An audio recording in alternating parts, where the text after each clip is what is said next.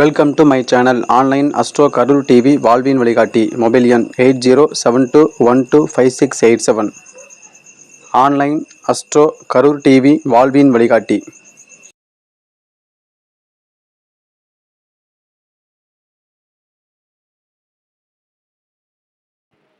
ஈரோடிலிருந்து அகத்தியர் ஜோதிட வித்யாலய அறக்கட்டளை நிறுவனம் நடத்தும் 2வது மாத கருத்தரங்கத்திற்கு சிறப்புரையாற்ற வந்திருக்கும் திரு மணியன் ஐயா அவர்கள் ஈரோடு இப்பொழுது சொற்பொழிவாற்றுவதற்கு வரும்படி அன்புடன் அழைக்கின்றோம்.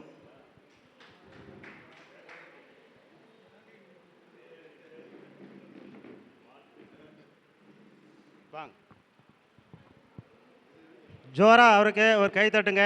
நிறைய விஷயங்கள் கொடுக்க போகிறாங்க. அனுபவங்கள் அவரிடம் புத்தகமாக கொட்டி கிடைக்கிறது. ஒரு 100 புஸ்தகத்துக்கு தேவையான சரக்குகளை மனசுக்குள்ளே வச்சிருக்கிறாரு. எந்த புஸ்தகத்திலிருந்து எடுத்து கொடுக்க போகிறாருன்னு தெரியல. கொடுக்குற சரக்குகள் எல்லாமே நல்ல சரக்காக தான் கொடுக்க போகிறாரு. வாங்கி எல்லாரும் பயன்படுங்கள், நானும் பயன்படுகிறேன். வாழ்க நலமுடன். வணக்கம்.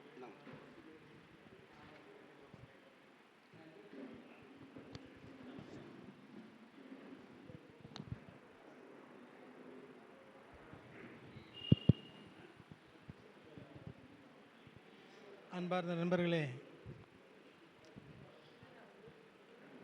ஜோதிட பெருமக்கள் அனைவருக்கும் என் முதல்கண் வணக்கத்தை தெரிவித்துக் கொண்டு என்னுடைய சுற்றுரையை தொடங்குகிறேன். காலையிலிருந்து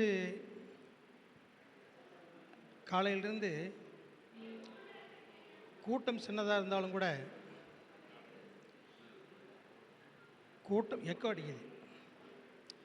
கூட்டம் சின்னதாக இருந்தால் கூட கருத்துக்கள் ரொம்ப அதிகமாக விதைக்கப்பட்டிருக்கிறது.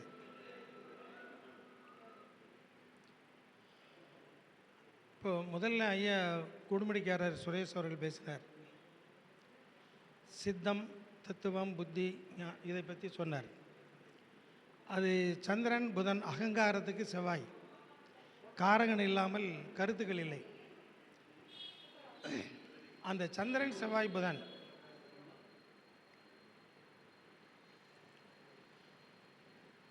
நல்ல கருத்துக்கள் சொன்னார். அதே போல் இந்த சார ஜோடத்தை பற்றி பேசும்போது எனக்கு ஒரு பழைய ஞாபகம் வந்துச்சு. இந்த குடந்தை நாதன் அவர் எழுதின நூல் சார ஜோதிடம் அப்படின்னு ஒரு முதல் நூல். சார ஜோதிடர் வைத்தியநாதன் ஜாமக்கோலத்தையும் எடுத்திருந்தார். இதெல்லாம் அந்த ஜோதிட ஃபீல்டில் அவங்களையெல்லாம் மறக்க முடியாது. இப்போ சொல்லிட்டு வந்திருந்தாங்க. இப்போ எந்த பாவத்தின் சாரத்தில், குறிப்பாக 6ஆம் பாவம், 8ஆம் பாவம், 12ஆம் பாவத்தின் சாரத்தில் ஒரு கிரகம் இருந்தால் நெருடல் எங்கே வரும்னா, கிருஷ்ணமூர்த்தி பத்தியில் மட்டும்தான் இந்த கன்னியா இலக்கணம்னு எடுத்துக்கிட்டால் அதுக்கு வரும். இப்போ சொல்லும்போது கூட சொல்லியிருந்தாங்க, இந்த 1, 5, 9 பிளானட் இருந்துட்டா ரொம்ப சிறப்பாக இருக்கும் அப்படிங்கிற பற்றி சொல்லியிருந்தார். இதில் அதுக்கு முன்னாடி சொல்லும்போது சூரியன் சுந்தரராஜன் அவங்களுடைய சிஷ்ய மக்கள்லாம் சொல்லியிருந்தாங்க. சார ஜோதிடத்தை பற்றி பண்ணியிருந்தாங்க. உதாரணமாக ஒன்று இந்த கன்னியா இலக்கணத்துக்கு மட்டும் எடுத்துக்கும்போது, கன்னியா இலக்கணம் அல்லது உங்களுக்கு அந்த ஒரு கன்னியா இலக்கணம் எடுத்துக்கிட்டோம்னா சப்லாட்டில் போகும்போது தான் கொஞ்சம் டிஃபர் ஆகும். ரொம்ப மைன்யூட்டியாக பார்க்குற மாதிரி இருக்கும். சப்லாட் ரொம்ப, அதாவது சூரியனுக்கு 6 வருஷம்னா அதில் ஒரு டிவிஷன் தான் வரும். 4.5 வருஷத்துக்குள்ளே வரும் அந்த பிரிவுகள். அடுத்து சந்திரன், அடுத்து செவ்வாய். இந்த கன்னியா இலக்கணத்துக்கு பிரிக்கும்போது மட்டும்தான் சூரியன் 12 கூடையவனுடைய சாரமாக மாறுறது, சந்திரன் 11 கூடையவன் சாரமாக மாறுறது, செவ்வாய் 3, 8 கூடிய சாரமாக மாறுறது. 3, 8ல் 2 பாதம் மட்டும்தான் இதுக்குள் நிற்கும். அதை 3 எடுத்துக்கணுமா 8 எடுத்துக்கணுமான்னு உங்களுடைய கற்பனையில் நான் விட்டுறேன். கொஞ்சம் ஆழமாக போனோம்னா இது ஒரு பெரிய வகுப்பாக போயிடும். அதுக்கு முடியாது. அந்த கன்னியில் வந்து 3 எடுத்துக்கிறதா 8 எடுத்துக்கிறான்னு உங்களுடைய பொறுப்புக்கு விட்டுறேன். இப்போது நாம் எடுத்துக்கிற ஒரு தலைப்பு, நான் இதில் என்ன சொல்ல வரேன்னா, நான் சார்ந்திருக்கிற நாடி ஜோதிடத்தை பற்றி பேசணுங்கிறதுக்காகத்தான் இங்கே அழைச்சிருந்தாங்க. இதில் அருமை நண்பர் பி.கே. சந்திரசேகரன், நாங்கள்லாம் ஒரு அரை நூற்றாண்டு ஆகிவிட்டது, தலையில் அரை நூற்றாண்டு ஆகிவிட்டது, தலையில் நரை நூற்றாண்டும் ஆகிவிட்டது. அது ஒரு 40 வருஷமாக, எத்தனை வருஷம் பாருக்கு ஆகிப்போச்சு. அது காலங்கள் சென்று விட்டன. ஆனால் இந்த பள்ளிப்பாளையம்னு சொல்லும்போது ஜோதிடத்துக்கு உண்டான வாய்ப்புகளில் சித்தாளந்தோர் அருணாச்சலம் ஐயாவை நினைக்காமல் அங்கே உருவாக்க முடியாது, நினைக்க முடியாது, சங்கங்கள் நடைபெற முடியாது. முத்தூர் ராமசாமி ஐயா இல்லாமல் அதை சொல்ல முடியாது. சித்தாளந்தோர் நம்ம நாச்சிமுத்து முதலியார் அவர்கள் இல்லாமல் சொல்ல முடியாது. குரு ராமசுப்பையா இல்லாமல் எந்த மேடையும் அலங்கரிக்க முடியாது. ஏன்னா அதையெல்லாம் விதைகள், இன்று விருட்சகங்கள், விருட்சகத்தின் கிளைகள், கிளையில் ஒரு தலை.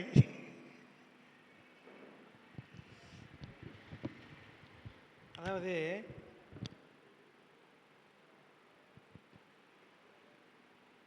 நேரடியாக விஷயத்துக்கு போயிடுறேன்.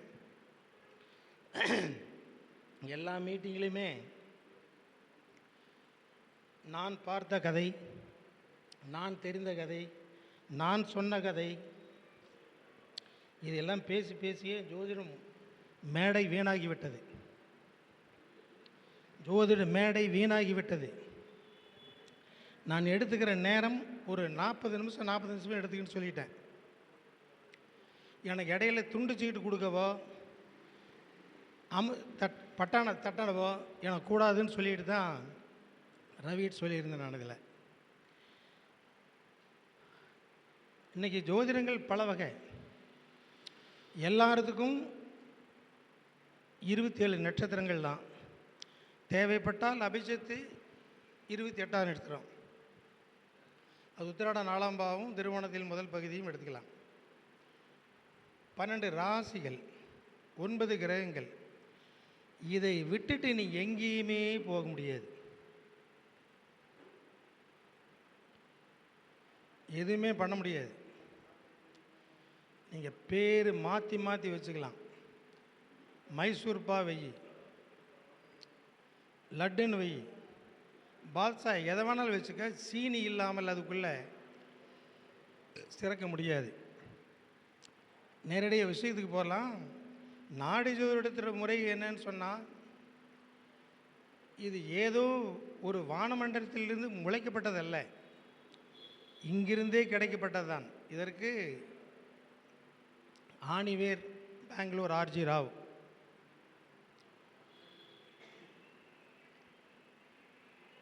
அதை தாராபுரத்தில் விதைக்கப்பட்டு எல்டி ஐயா அடியேனும் இன்றைக்கி 25 வருஷமாக அதில் பயணித்து கொண்டு இருக்கிறோம். முந்தா நாள் அதாவது 9ஆம் தேதி உள்பட, கடந்த 9-11 உள்பட 25 ஆண்டுகள் ஆகிவிட்டது. இதில் ஒன்றும் இல்லை. இதில் ஒரு கிரகணம் ஏற்படுத்துதுன்னு சொன்னால், அந்த கிரகணத்துடைய நட்சத்திரத்தை, ஒரு கிரகணம் ரேவதி நட்சத்திரத்தில் வருதுன்னு சொன்னாலோ உத்திரட்டாதியில் வருதுன்னு சொன்னாலோ, நீங்கள் இதில் வந்து உத்திரட்டாதி, ரேவதி, அஸ்வதி நட்சத்திரக்காரர்கள், அஸ்த நட்சத்திரக்காரர்கள் சாந்தி செய்து கொள்ளவும் இருக்குதா? சரி, அப்படின்னா ஏதோ 2, 12, 7ங்கிற ஒரு நட்சத்திரம் அதுக்குள்ளே இயங்குதுன்னு ஒரு அர்த்தமாகி போச்சு, சொல்லாமல் சொல்லுகிறது. கிரகணம் அப்படிங்கிறது நீங்கள் சூரியனுக்கு சந்திரனுக்கு மட்டும்தான் கிரகணம் என்றால் இல்லை, 9 கிரகங்களுக்கும் உண்டு. அந்த காரகத்தோடு ராகு என்ற மாய கிரகமும், கேது என்ற சால்வேஷன் பிளானட்ஸ் மோட்ச கிரகமும் இணைகிறது. கொஞ்ச நேரத்துக்கு முன்னாடி சொல்லியிருந்தார் ராகு போல் கொடுப்பார் இல்லை, கேது போல் கெடுப்பார் இல்லைன்னு சொல்லி. ராகு போல் கொடுப்பார் இல்லை எதை? கேது போல் கெடுப்பார் இல்லை எதை? ஆணவத்தை ராகு கொடுப்பார், ஆணவத்தை கேது அழிப்பார். இந்த ராகு திசையில் ஆடுற ஆட்டம் என்ன, ஓடிய ஓட்டம் என்ன? பார்ப்பதெல்லாம் மாயை. சுவர் பார்த்தால் சுவர் தங்கச்சுவர், மனைவியை பார்த்தால் தங்க மனைவி, மற்றவரை பார்த்தால் தங்க மனைவி. தங்க மனைவி, இதுக்குள்ளே நீங்கள் தான் புரிஞ்சுக்கணும். தங்க மனைவி, தங்க மனைவி. இதில் வந்து உங்களுக்கெல்லாம் கொஞ்சம் புரியலைன்னா நீங்கள் மறுபடியும் கல்யாணம் பண்ணால் தான். ஆக எல்லா இடத்துலையும் பார்த்தீங்கன்னா 2-12 இதில் உறுதியாகி போச்சு. அதே போல் 1-5-9 ஒரு டைரக்ஷனாக போச்சு. 2-6-10 அட்ஜாயினிங் ஹவுசஸ். 3-7-11 ஆப்போசிட் எதிர் வகையான ஒரு டைரக்ஷனாக ஆச்சு. 4-7-10 அதோட இன்னொரு ஏன்னா நீங்கள் நாடின்னு சொன்னால் ஏதோ புதுசாக இப்போ கொஞ்சம் நாடி பற்றி தெரிஞ்சவங்க யாராவது இருக்கீங்களா? இல்லை. இப்போ நான் விதைக்கு தான் வேணும். பார்க்கலாம், அறுவடை பின்னால் அழுக்க முடியுமான்னு பார்த்துடலாம். அது உங்களோட இன்னும் விதைக்கிறதுக்கு எளிமைப்படுத்துறதுக்காக வேண்டி இதை சொல்லலாம். இப்போ நீங்கள் ஒரு எல்லாத்துக்குமே தான் நீங்கள் மேசம், ரிஷபம், மிதுனம் இதெல்லாம் வரிசையை சொல்லிட்டாலும் கூட மேசத்தின் வேலை என்ன, விருச்சிகத்தின் வேலை என்ன, ரிஷபத்தின் வேலை என்ன, துலாத்தின் வேலை என்ன, மிதுனத்தின் வேலை என்ன, கன்னியின் வேலை என்ன. இப்போது 2 வீடுகளினுடைய ஆதிபத்தியத்தை நீங்கள் தெரிஞ்சுக்கிட்டால் 12 காரகரங்கள், 12 ராசியின் காரகரங்கள், 2வது கிரகங்களின் காரகரங்கள், அதுக்கு அடுத்தது அது எங்கிருந்து ஆரம்பிக்குது, 1லிருந்து 12 வரைக்கும் ஆரம்பிக்குது. இதோடைய தாத்பரியங்கள் தான். இவ்வளோ தான், வேறு ஒன்றுமே கிடையாது, எதுலேயும் ஒன்றும் கிடையாது. இதில் நாம் என்ன பார்க்குறோம், இந்த இந்த 7.5 சனி அப்படின்னு சொன்னோம்னா சந்திரனை மட்டும் மையமாக வச்சுக்கிட்டு சந்திரனுக்கு பின்னாடி ஒரு 2.5 வருஷம், சந்திரனோடு 2.5 வருஷம், சந்திரனுக்கு அடுத்து ஒரு 2.5 வருஷத்தை பார்த்துட்டு இது 7.5ன்னு சொல்கிறோம். இல்லை, எல்லா கிரகங்களுக்குமே நாம் சனின்னு சொல்லி ஒன்று மையமாக எடுத்துக்கிட்டோம். அது 2 ஆண்டுகள் அது கடந்து போகுது.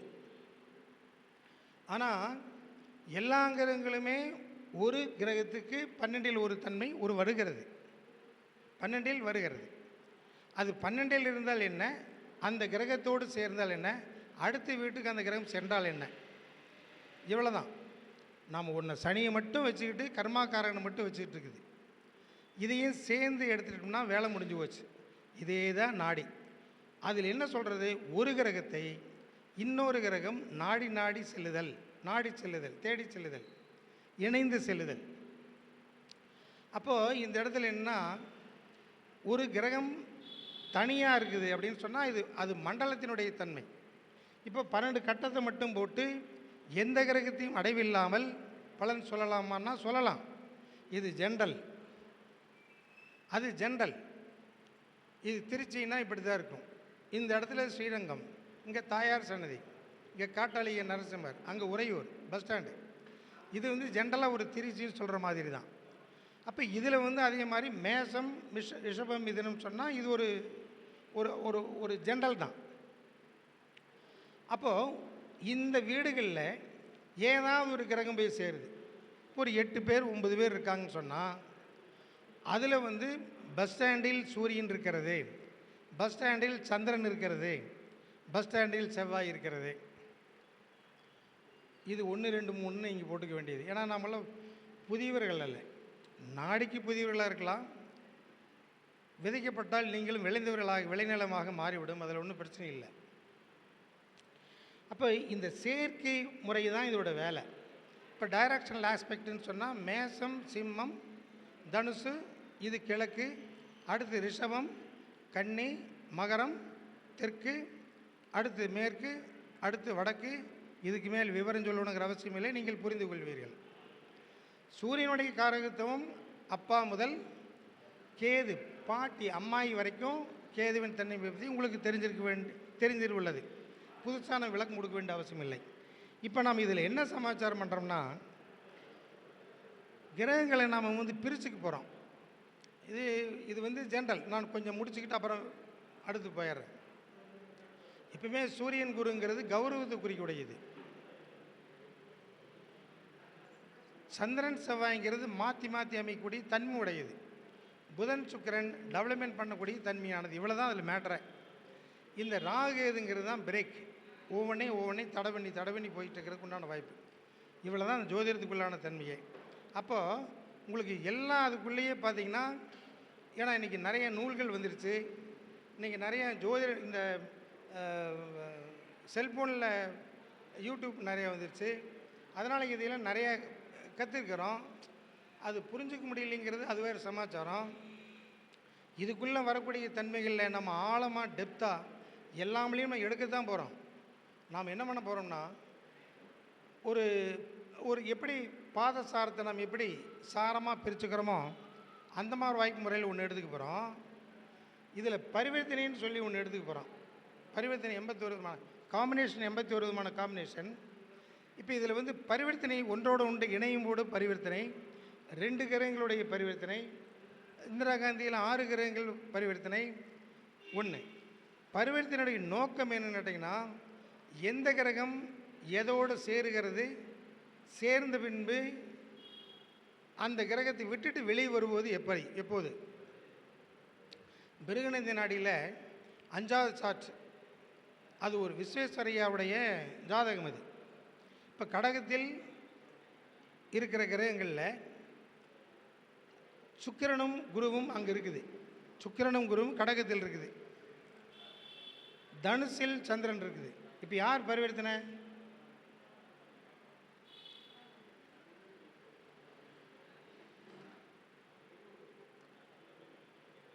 யார் பரிவர்த்தனை? குரு. சரி, கேள்வி கேட்டு நாம் போகிறத விட பதில் மட்டும் போயிட்டே இருக்கலாம். குருவும் சந்திரனும் பரிவர்த்தனை. அப்போ பரிவர்த்தனைக்கு பின்னாடி எந்த கிரகம் அங்கே போய் சேரும்னு சொன்னால், இந்த குரு வெளியே வந்துட்டு சந்திரன் உள்ளே போயிடும். அப்போ இந்த ஜீவன் வெளியே வந்த பின்பு அங்கே இருக்கும் மனைவி எங்கேயோ கள்ள தொடர்பை உருவாக்குகிறாள் என்று பொருள். அங்கே இருந்தது சுக்கிரனோட குரு. மனைவி பதிபக்தி போல இருக்கும் ஒரு மனைவி. இங்கே ஒரு பொட்டு, இங்கே ஒரு பொட்டு, இங்கே ஒரு பொட்டு, வரிசையாக பொட்டு.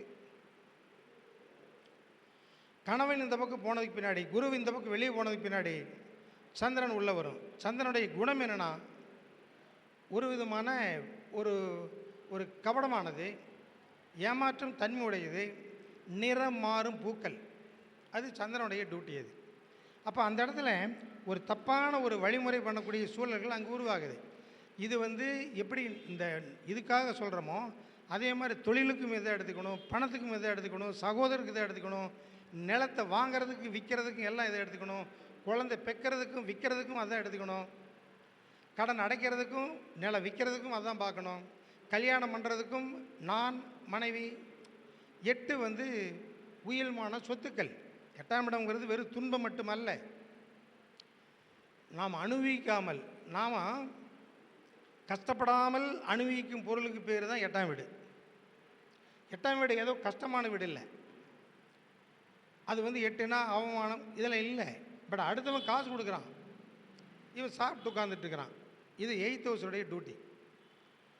பட் 6, 8, 12ங்கிறது கஷ்டமான வீடு இல்லை, மோசமான வீடு இல்லை.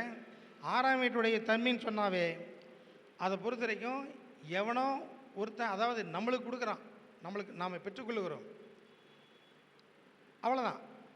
இது ரொம்ப மோசமானதெல்லாம் இல்லை. பட் இதெல்லாம் அதுக்குள்ளே நம்ம எடுத்துக்க வேண்டியது. இன்னொரு சமாச்சாரம் என்ன,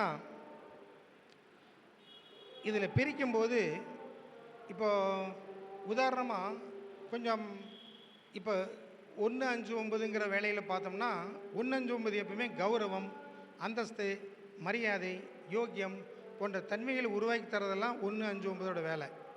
அங்கே சுபர்கள் இருந்தால், சுபர்கள் மீன்ஸ் இந்த இடத்துல குரு எடுத்துக்கலாம் தான், பெண்களுக்கு சுக்கிரனும் எடுத்துக்கலாம் தான், கூட வந்து கௌரவத்துக்கு மரியாதை உருவாக்கி தரக்கூடிய ஒரு சூரியன் எடுத்துக்கலாம் தான். இதெல்லாம் சேரும்போது அந்த கௌரவம், அந்தஸ்து, மரியாதை, யோகியத்தன்மைகளை தருது. இதே வகையில் 2ஆம் பாவத்துடைய 2, அது குடும்பமாகட்டும், பணம் பொருளாதாரமாகட்டும், அத்துடன் 2ஆம் பாவாதிபதியுடைய காரகன் குருவும் சுக்கிரனுமே. அப்போ இது வந்து சின்ன பணம், பெரிய பணம்.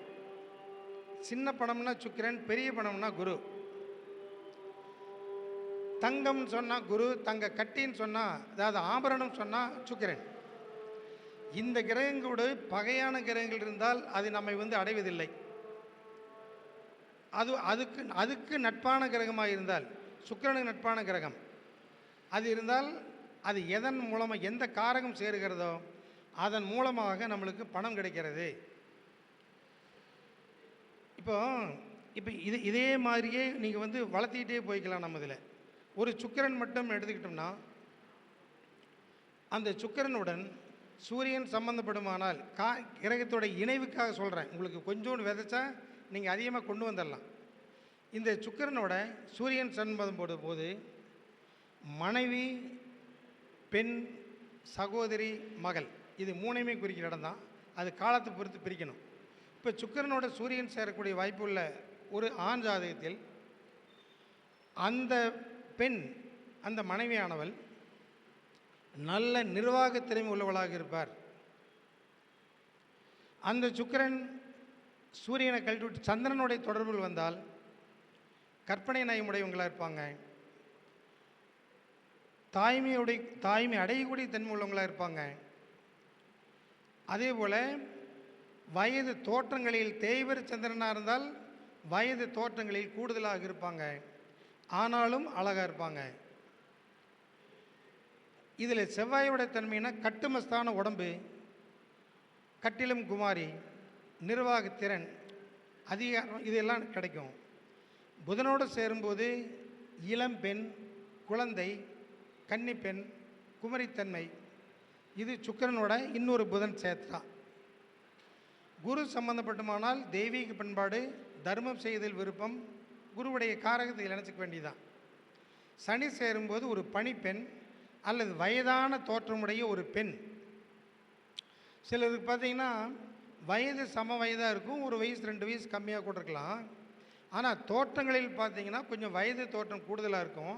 அந்த பெண் பணிப்பெண் சொன்னால் வேலை பார்க்கறதுக்கான சாத்தியம் உள்ளவளாக இருப்பாள். இது சுக்கிரனோடு சேர்ந்திருக்கிற சனி. ராகு சேரும்போது செல்வங்களில் உயர்வாக மாறும், செயல்பாடுகளில் பொய் கலந்த தன்மையும் வரும், பகட்டுத்தன்மைகள் கூடுதலாக இருக்கும், எந்த ஒன்றையும் பெரிது விடுத்து பண்ணக்கூடிய தன்மை உள்ளதாக மாறும். அடுத்தது கேதுவின் தன்மை ஆன்மீக ஈடுபாடு, தெய்வீக பணி, இது போன்ற வகையில் ஈடுபடக்கூடிய தன்மையாக மாறும். 2வது எப்போ சுக்கிரன் கேது பெண்களுக்கு பொறுத்த வரைக்கும் இந்த சுக்கிரன் கேதுவோடைய தொடர்புகளை வச்சு பார்த்தோம்னா, இதையெல்லாம் இணைச்சிக்கிட்டோம்னா உங்களுக்கு அந்த கருத்து முறைகள் தெளிவாகவே புரியும். எந்த காரணத்து கொண்டும் இந்த ராகு கேதுவோடைய இணைவு இதுதான் கொஞ்சம் ரொம்ப முக்கியமான வாய்ப்புன்னா, நான் இதில் ஒரு இதுலேயே வந்து கல்வியில் சொல்ல போனோம்னா புதனை மையமாக எடுத்துக்கிட்டு, புதன் அதை மையமாக வச்சுட்டு, புதன் சூரியனா அதாவது பொலிட்டிக்கல் சயின்ஸ், புதன் சந்திரன் சொன்னால் ஃபுட் ஆர்டிகல்ஸ், புதன் செவ்வாய்னா டெக்னீஷியன் டெக்னிக்கல் இன்ஜினியரிங், புதன் குருன்னு சொன்னால் வங்கி கணக்கு காசாளர், புதன் சுக்கிரன் சொன்னால் ஆர்டிஃபிகேஷன் டிசைனிங் கலை, ப்ளஸ் ராகு சேர்ந்துட்டால் சினிமா படம். இப்போ ராகு சேரும்போது சினிமா படம் வரும், உயர் கல்வி முறை வரும். புதன் சுக்கிரன் ராகு சம்மந்தப்பட்டால் உயர் கல்வி கிடைக்கும். உயர் கல்விக்காக வேண்டி வெளியூர் சென்று வெளிநாடு சென்று படிப்பார்.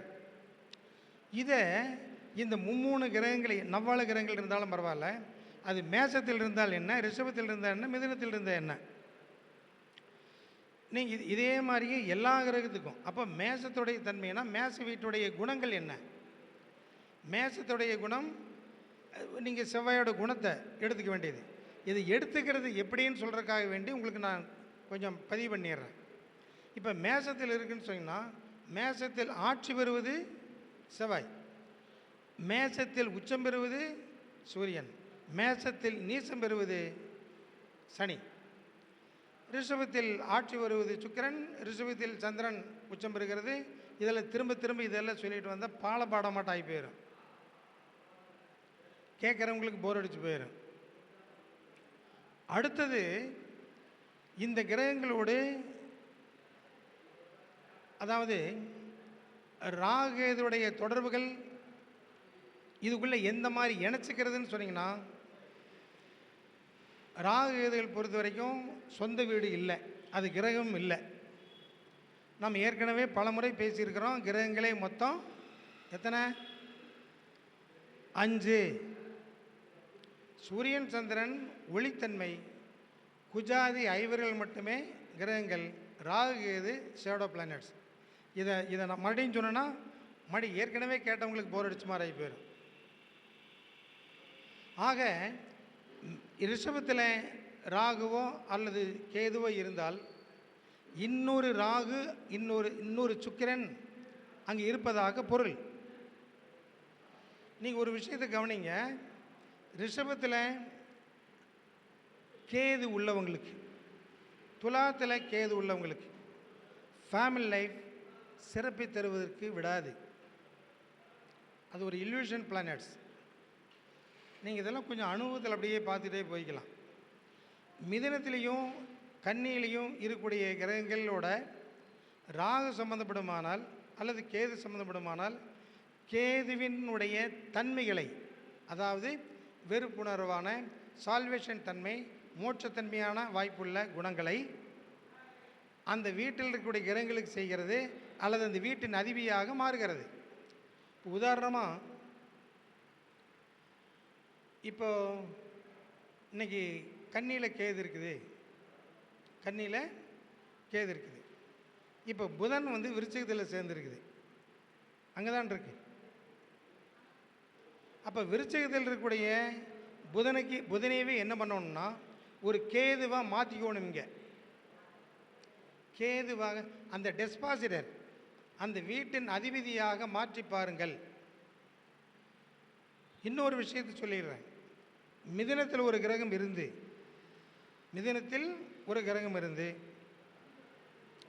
கன்னியில் ஒரு கிரகம் இருந்தால் இந்த 2 கிரகத்தையும் இணைத்து ஒரு பலன் சொல்லுங்கள்.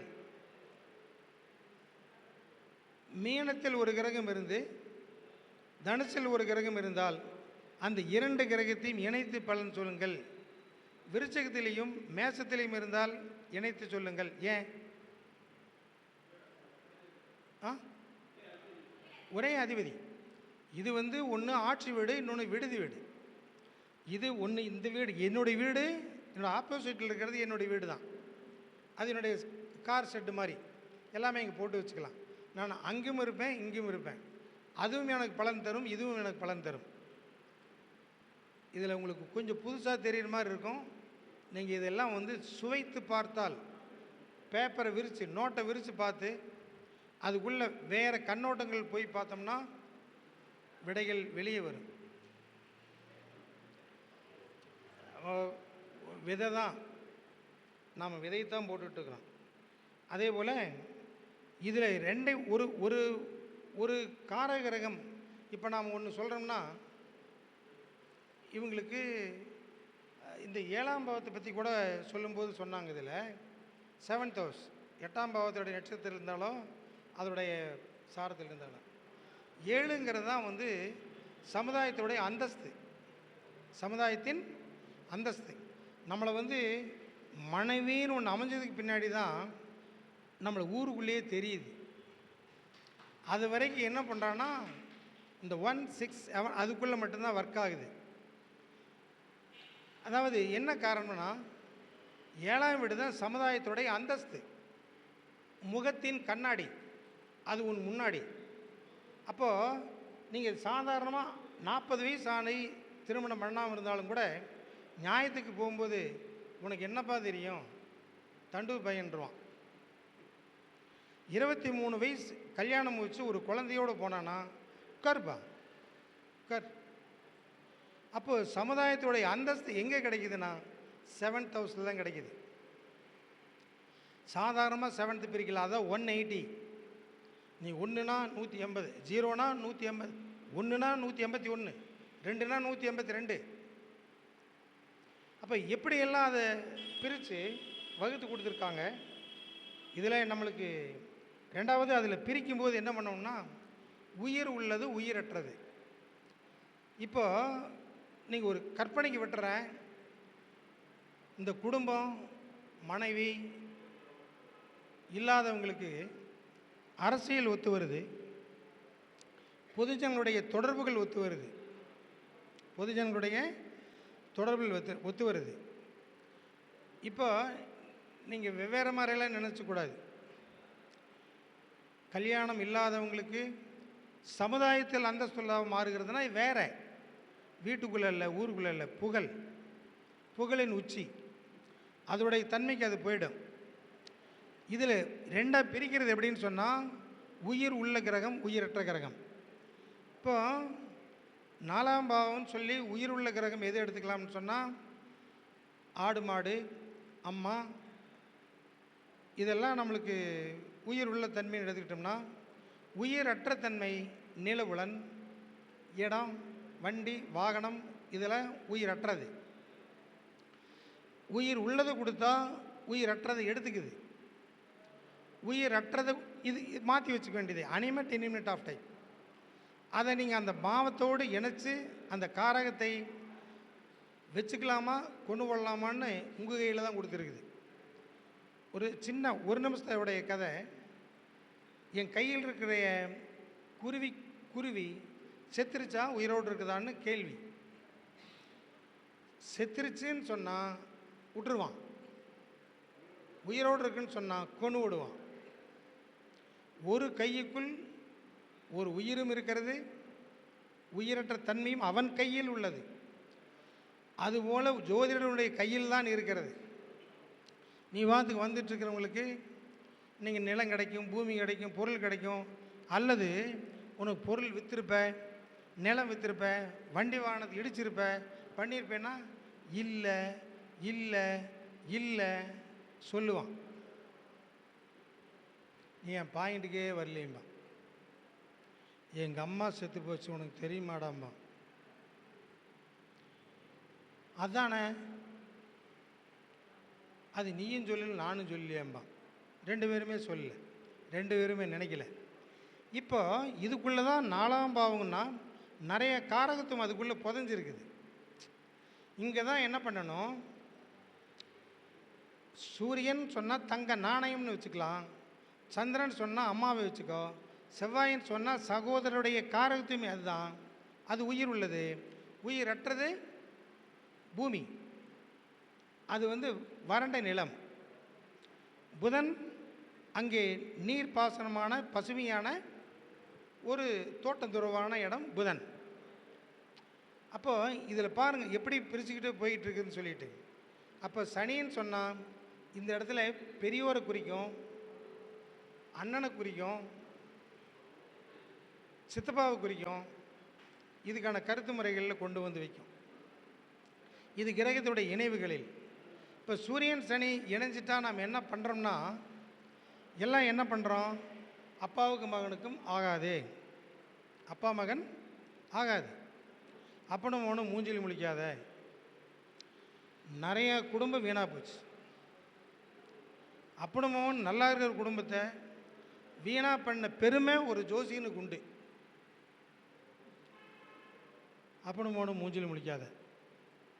சூரியன் சனி சேர்ந்துருக்குது. சொல்கிறோமா இல்லையா? இவர்கள் இருவருக்கும் பாசம் குறையாது, அன்பு குறையாது, பற்றுதல் குறையாது. ஆனால் கருத்து ஒருமைப்பாடு வராது. கருத்து ஒருமைப்பாடு வராது. எந்த தந்தையும் தன் மகன் தவறான வழியில் போகணுங்கிற கருத்து சொல்பவன் அல்ல ஒரு தந்தை. கண்டிப்பு இருக்கும், கண்டிப்பு இருக்கும். தவறு செய்தால் தண்டிப்பு இருக்கும். இவ்வளோ தான். ஆனால் அரவணைப்பான். இப்போ நாம் என்ன பண்ணிடுறோம், இதை சொல்லி ஒரு தவறான வழிமுறையில் கொண்டு விட்டுறோம். அப்போ சூரியன் சனி சேர்ந்தால், சந்திரன் சனி சேர்ந்தால் தாய்க்கு ஆகாது, இப்படி எல்லாம் அந்த ஆகாதுங்கிற வாய்ப்பை எடுத்துக்கிட்டு, இப்போ சந்திரன் நான் ஃபுட்டுன்னு பேர், அதே சனின்னு சொன்னேன்னா குளுமையான பொருட்கள் விரும்புவான். கால நேரத்துக்கு இப்போ காலதேசத்துடைய தன்மைகளை எதிர்மறையாக செயல்படுத்தி தருபவர் ராகு. காலத்தை ஓட்டிக்கொண்டே இருப்பவர் ஒரு சந்திரன், ஓடிக்கிட்டே இருக்கும். இந்த ரெண்டும் சேரும்போது தான் காலத்தை செய்ய வேண்டிய வேலை போய் செயல்பட முடியாது. குறிப்பாக மீனத்தில் உத்திரட்டாதி 2ஆம் பாவத்தில் இன்றைக்கி இருக்குதுன்னு வச்சுங்க ஒரு சந்திரன், நேத்தியிலிருந்து முந்தானயத்திலிருந்து ராகு அதுக்குள்ளே தான் போயிருக்குது உத்திரட்டாதி 2ஆம் பாவத்துக்கு. இப்போ ஒரு சின்ன ஒரு எக்ஸாம்பிளோட ஒன்று பண்ணிடுறேன். இப்போ மேச லக்னமாக இருந்து மீனத்தில் சந்திரன் இருந்தால், உத்திரட்டாதி 2ஆம் பாவத்தில் இருந்தால், இந்த சந்திரன்ங்கிறது அம்மா வீடு, குடியிருப்புக்குண்டான வீடு, சுற்றுப்புறம், சுகாதார அமைப்பு, இது செயல்படுறதுக்கு விடாதது. அவ்வளோதான். ரிஷபமாக இருந்தால் தேர்ட் ஹவுஸ் 3ஆம் பாவம், வேளா வேலைக்கு சாப்பிட முடியாது. மிதுனமாக இருதுன்னு சொன்னால் காசு பணம் பொருளாதாரம் பெரிய செலவுகள் வந்து சேரும். கடகமாக இருந்தால் தன்னோட உடல்நிலை பாதிக்கப்படும், ஆரோக்கியத்தன்மை கெடும், யாரோ பில்லு சூனி வச்சது போன்ற உணர்வு பயம் வரும். இது அப்படியே பாவத்தோட அந்த சந்திரன் ஒரு பாவத்தையும் ராகுங்கிற ஒரு காரகத்தை ரெண்டை இணைச்சோம்னா ஒரு பதில் அதில் கிடைக்கும்.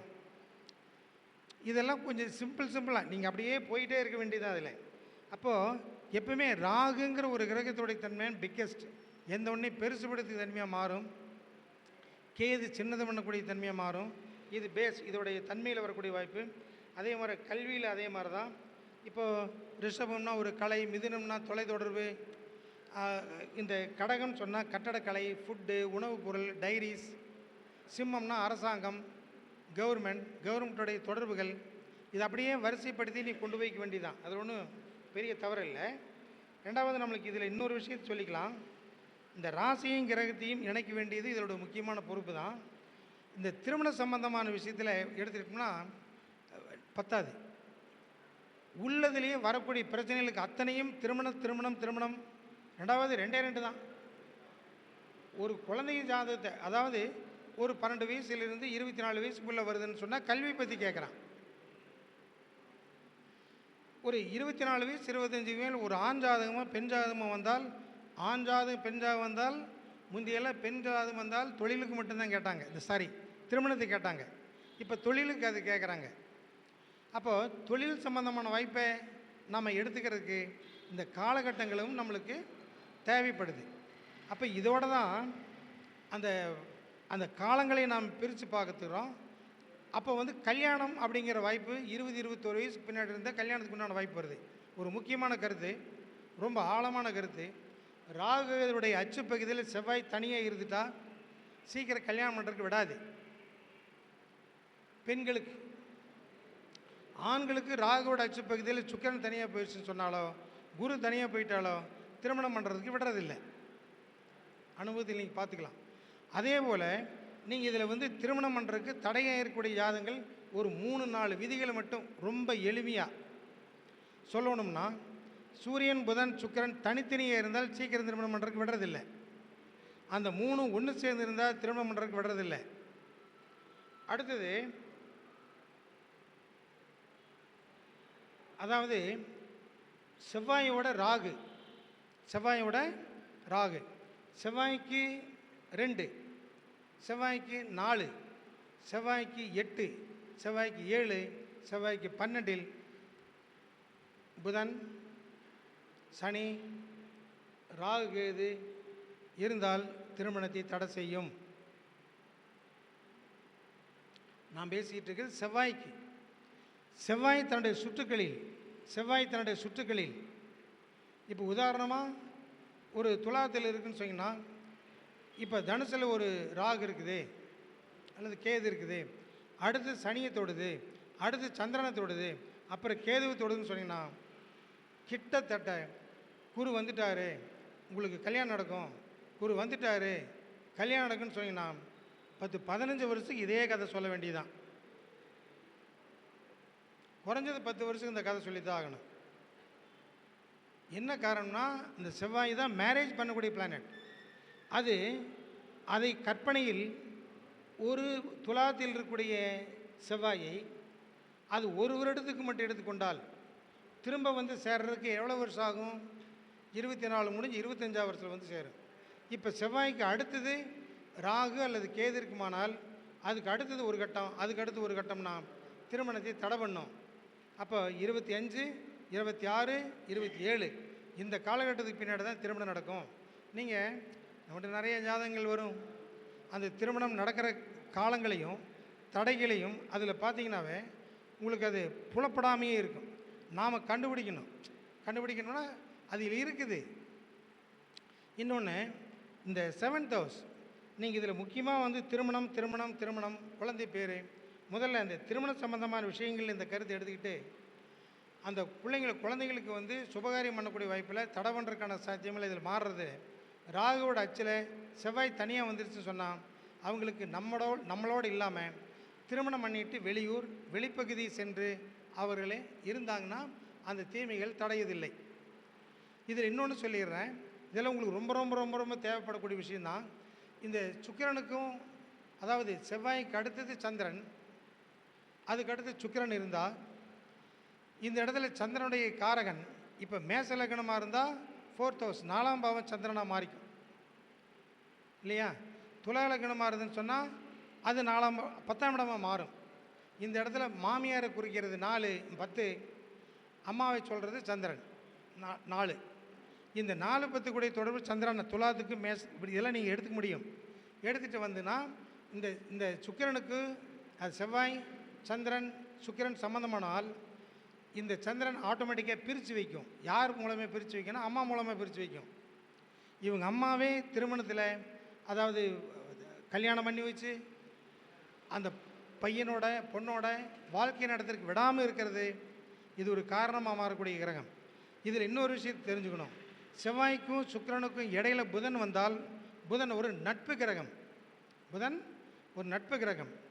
இந்த புதன் மிதுனத்திலேயோ கன்னியிலேயோ ராகு அல்லது கேது இருந்தால், குறிப்பாக கேது இருந்தால் கட்டாயமாக 100% பிரித்து வைக்கும்.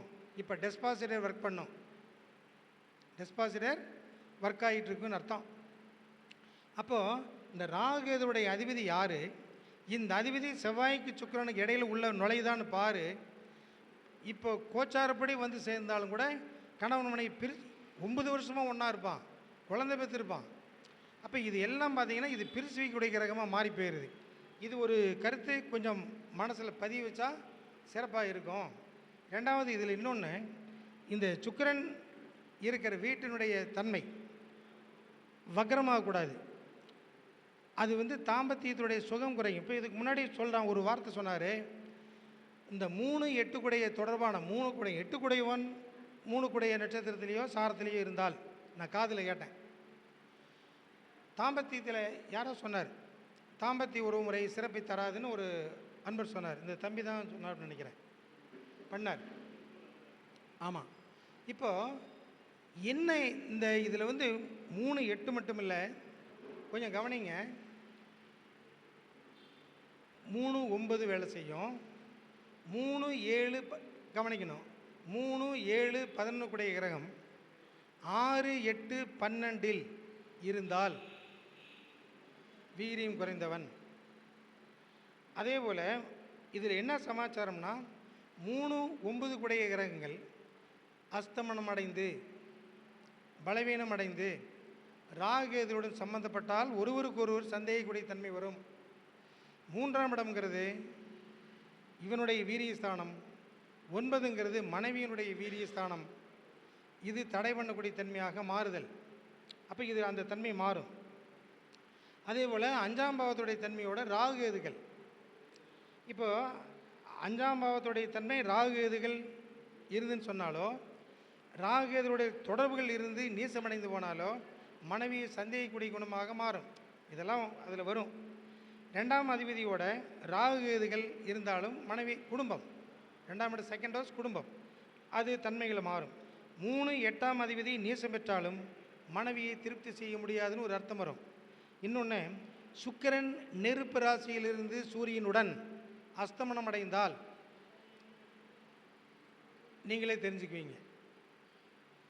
சுக்கிரன் நெருப்பு ராசியிலிருந்து சூரியனுடன் சம்பந்தப்பட்டு அமையுமானால் என்ன பண்ணி கொடுக்கும்? இந்திரியங்கள் நீர்த்து போகும்.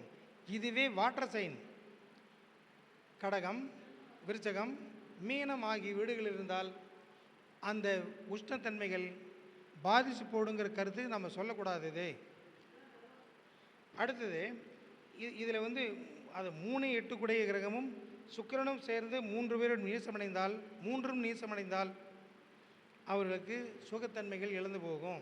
இதெல்லாம் இப்படியே கொண்டு வைக்கலாம். இப்போ உங்களுக்கு தினம் அன்றாடம் வரக்கூடிய பிரச்சனைகளில் மட்டும் நம்ம சொல்ல போனோம்னா, கண்ணில் பார்த்தையுமே சில விஷயங்கள் நம்ம தெரிஞ்சுக்கிறதுக்கு ஒரு இப்போ 2 3 கேள்வியை நான் கேட்கல, உங்களுக்கு விதைக்கலாம்னு நான் பார்க்குறேன். இப்போ உதாரணமாக 5ல் கேது இருக்குது. இப்போ நம்ம ஜோசியத்தினுடைய பழக்கம் பாருங்க அப்படின்னு, இந்த பொண்ணுக்கு 5ல் கேது, பையனுக்கு 5ல் ராகு அல்லது கேது. ஆகவே இவங்களுக்கு 2 பேர்த்துக்கு சேர்த்தா குழந்தை பிறக்காது. சொல்கிறோமா இல்லையா? சரியா தப்பா? சொல்கிறோமா இல்லையா? சேர்க்கக்கூடாதுன்ற. சரி, இப்போ இன்னொரு சந்தேகம். 1 7 ராகுதில் இருக்குது, இவங்களுக்கு ராகுதி இல்லை, சேர்க்கக்கூடாது. முதல்ல அவங்களுக்கு 5ல் ராகு இருக்குது, இங்கே 5ல் ராகு இருக்குது, சேர்க்கக்கூடாதுன்னு சொன்னேன். குழந்தை பிறக்காதுன்னு சொல்கிறேன். இப்போ இந்த இடத்துல 1 7 ராகு இதில் இருக்குது, 2 8 ராகு இது மாதிரி தான் சேர்க்கணும்னு சொன்னால் இதுக்கு எனக்கு புரியல, எனக்கு விட தெரியல. அப்போ இந்த ராகு இதுங்கிற முதல்ல எடுத்து ஓரமாக வச்சுட்டு, இவங்க வாடகை வீட்டுக்காரங்க, சொந்த வீடு கிடையாது. எந்த வீட்டுக்கு வந்திருக்காங்களோ அந்த வீட்டு வேலையை செஞ்சுட்டு போகிறவங்க தான் அதுங்க. நம்ம இதை பிடிச்சிக்கிட்டு தொங்கி நிறைய பசங்க பிள்ளைங்களுக்கு இன்னைக்கு கல்யாணம் பண்ண முடியல, சிரமம். அடுத்தது இன்னொரு விஷயத்துக்கு வர்றாங்க. சனி செவ்வாய் ரெண்டும் ஒரு இடத்த பார்த்தா அது தீமை செய்யும் அப்படின்னு எல்லாத்துக்குமே தெரியும். அதுக்கு ஒரு பாடல் உண்டு. கண்டங்கள் 4 8 கருதிய சனி சென்றால் தண்டங்கள் முக உண்டாகும், இதில் பாடல் எழுதியிருக்கு. அப்போ இது என்ன ஆகும்னு சொன்னோம்னா, சனி செவ்வாய் ஒரு ஜாதகத்தை பார்த்ததுமே ஈஸியாக சொல்கிறதுக்காக வேண்டிய ஒரு வழிமுறை என்னன்னா, சனி இருக்கிற வீட்டிலிருந்து செவ்வாய் 2 5 9 ஆகிய வீடுகளில் இருந்தால், சனி இருக்கிற இடத்திலிருந்து செவ்வாய் 2 5 செவ்வாய் 2 5 9 இருந்தால் 2 கிரகமும் ஒரே வீட்டை பார்வை செய்யாது. பார்வை செய்யாது. ஒருவேளை சனிக்கு 12 இருந்தால் கூட சனிக்கு 3வது வீட்டையும் அந்த வீட்டை செவ்வாயும் பார்க்கும். அந்த ஒரு வீட்டை ஒரு வட்டம் போட்டுக்கிட்டு, இப்போ லக்னம் எங்கே போடுறோமோ அந்த லக்னத்துக்கு இது 10ஆம் வீடா, 9ஆ, 8ஆ, 7ஆ, 6ஆ, இது நீங்கள் எடுத்துக்கிட்டிங்கன்னா சௌரியமாக இருக்கும். சனிக்கு 12ல் செவ்வாய் இருந்தால், உதாரணமாக மேசத்தில் இருக்குதுன்னு வச்சுக்கோங்க, மீனத்தில் செவ்வாய் இருந்துன்னா மிதுனத்தையும் துலாத்தையும் பார்க்கும், மிதுனத்தையும் துலாத்தையும் பார்க்கும். இந்த 2 வீடு லக்னத்துக்கு என்ன புள்ளியோ வருதோ அந்த பாவம் பாதிக்கும்னு எளிமைப்படுத்திக்கலாம். இன்னொரு கருத்து, அதாவது இந்த சனி செவ்வாயுடைய தொடர்புகள் மாதிரியே சுபர்களுக்கு நம்ம எடுத்துக்கிட்டு தான் வேணும். ஏன்னா சுபர்களுக்கு நாம் சொல்கிறத விட இந்த பாவர்கள் சொல்லி முடித்தா தான் நம்மளுக்கு சிறப்பாக இருக்கும். மீதி புனர்பியோகத்துடைய தன்மைகள்லாம் உங்களுக்கு ஏற்கனவே தெரியும், பல வகையெல்லாம் பேசியிருக்கிறோம். எளிமையாக சொல்கிறதுக்காக வேண்டி, ஏன்னா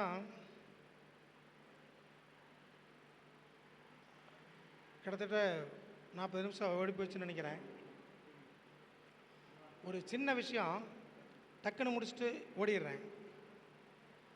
எளிமை தான், எல்லாமே கணக்கில் எளிமை தான். நீங்கள் அது சாதாரணமாக பார்த்தோம்னா இது நிறைய ஒரு கிரகம் வக்கரமாகிறது, நீங்கள் புதன் சுக்கிரன் வக்கரமாகுது அஸ்தனமாகுதுன்னா நீங்கள் பஞ்சாங்கத்தை பார்த்து தான் தெரிஞ்சுக்க முடியும். ஆனால் டிகிரி பார்த்து சொல்லிக்கலாம். சொல்ல முடியணும், சொல்லணும். இதுதான் அவருடைய பொருள். இன்னொரு விஷயம், அது ஒரே ஒரு நச்சுன்னு மட்டும் பண்ணிடுறேன். எல்லாமுக்கும் அந்த ஃபார்முலா இருக்குது. இந்த குரு அஸ்தமனமானதிலிருந்து 28 நாள் கழிச்சுட்டு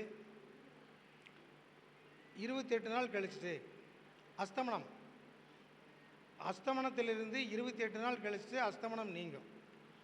அதிலிருந்து 125 நாட்கள் நேர்கதியில் போகும்.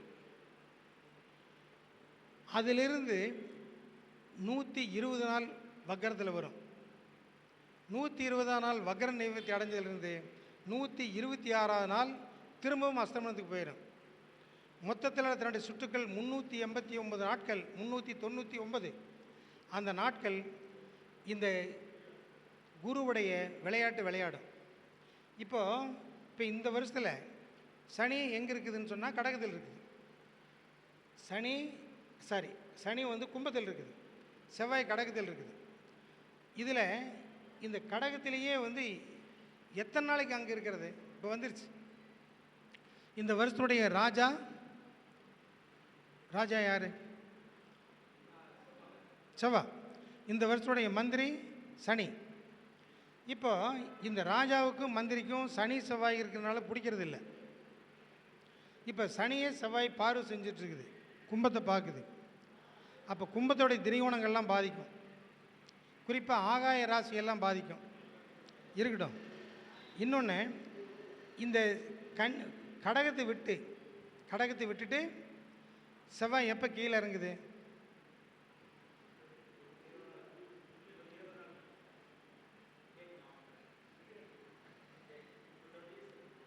7/6/2025 தான் கீழே வர்றார், சிம்மத்துக்கு வருது. அது வரைக்கும் கடகத்தில் தான் தன்னுடைய வேலையை பார்த்துட்ருக்குது. இதிலேருந்து கொஞ்சம் அப்படியே மிதுனத்துக்கு போயிட்டு திரும்ப கீழே வந்துடும். கிட்டத்தட்ட 7/6/2025 வரைக்கும்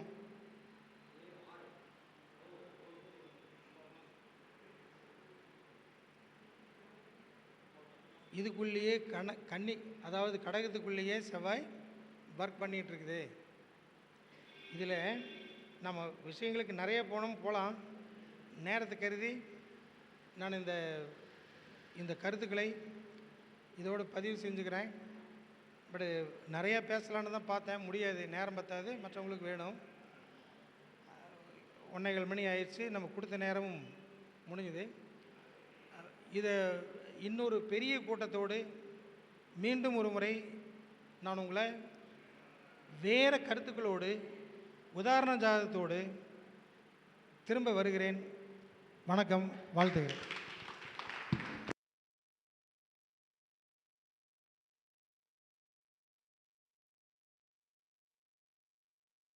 சிறப்பாக சொற்பொழிவு ஆற்றியிருக்கிறார்கள். அவர்களுடைய கருத்துக்கள் எல்லாம் இங்கே உங்களுக்கு சரியானபடி ரீச் ஆகலைன்னா யூடியூப்பில் வந்து 1 more டைம் வந்து போட்டு பார்த்து அந்த விஷயங்களெல்லாம் நோட்டு போட்டு எழுதி வச்சுக்கோங்க. ஏன்னா அவர் நீண்ட நாளாக வந்து கஷ்டப்பட்டு சம்பாதிச்ச பலன்களை ஒரு ஆர்வத்துடன் உங்களுக்கு ஊட்டி விட்டுருக்குறாங்க. சரிங்களா? அதனால் அதுக்கு ஜோராக கைத்தட்டுங்க. ஆர்வத்துடன் நமக்கு ஊட்டி விட்டுருக்குறாங்க. இங்கே எடுத்துக்க முடியலன்னா வீட்டில் போய் அந்த யூடியூப்பில் போட்டு அதெல்லாம் ஒரு நோட்டு போட்டு எழுதி வைங்க. ஐயாவுடைய பேரை போட்டு எழுதி வைங்க. அந்த பலன்கள் சொல்லி சரியாக வந்ததுன்னா அவருக்கு ஃபோன் பண்ணி, சார் நீங்கள் சொன்னது சிறப்பாக இருந்தது சார்னு சொல்லி அவருக்கு பாராட்டுக்களை கொடுங்க. வேறு காசு பணம்லாம் ஒன்றும் தர வேணாம், பாராட்டுக்களை கொடுங்க. அப்போ தான் அடுத்த மீட்டிங்கில் அவர் இன்னும் நிறையா சொல்கிறேன்னாரு, நிறைய எழுதி வச்சுருக்கிறாரு. பட் இவர் கொடுத்துருக்காரு. இப்போ அவருக்கு வந்து பொன்னாடை போத்துறது யார் சார் போத்துறீங்க? பொன்னாடை போத்துறது ஆணையிலே பாலகிருஷ்ணன் ஐயா, கரூர் வந்து நம்ம ஐயா அவர்களுக்கு பொன்னாடை போற்றி சிறப்பிக்குமாறு அன்புடன் கேட்டுக்கொள்கிறேன். அடுத்ததாக நானே பேச இருக்கிறேன். நான் பேசுகிறது வந்து சாப்பாட்டுக்கு பசி எடுக்குது எனக்கு தெரியும், ஏன்னா எனக்கும் தான் பசி எடுக்குது. அதுக்கேற்ற மாதிரி வேகமாக பேசி வேகமாக நான் முடிச்சிடுறேன். இப்பொழுது அவருக்கு பொன்னாடை போற்றி கௌரவிக்கப்படுகிறது. மணியன் ஐயா அவர்கள் மேடைக்கு வரவும்.